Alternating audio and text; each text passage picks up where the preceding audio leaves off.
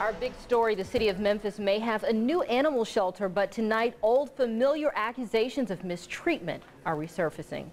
Good evening, I'm Richard Ransom. And I'm Zanetta Lowe in for Claudia Barr. An animal rights group wants members to support a police investigation into whether dogs went without food.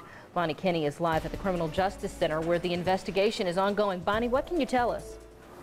Well, I can tell you that an employee of the shelter filed the police complaint that got the ball rolling on this food investigation. And that's not the only problem. The city is also responding to a recent report that a shelter worker told employees to kill all pit bulls there. She's just everything to me. This is 9-year-old Money, one of Christine Benson's 4 pit bulls being held at the Memphis Animal Shelter during a back-and-forth battle with the courts. It's been real hard on me.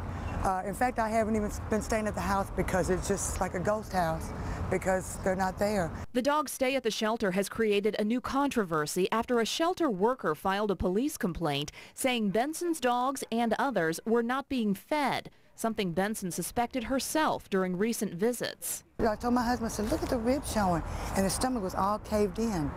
And I said, they're not feeding these dogs. The allegations prompted activists from the group Save Our Shelter to renew focus on problems at the shelter dating back years. The reasons for raiding the shelter in 2009 are going on again, just over 2 years later. Mayor Wharton said he was going to take the shelter from worst to first, and 2+ years later, it basically sounds like it's still the worst. The city posted recent pictures of Benson's healthy dogs on its website and issued a statement saying it is not unusual for an animal to lose weight when held in our care for a prolonged amount of time due to stress. But Benson questions whether the shelter fattened up the dogs between the time of the complaint and now. The city is also responding to an apparent recording of a shelter worker who said to kill all pit bulls there.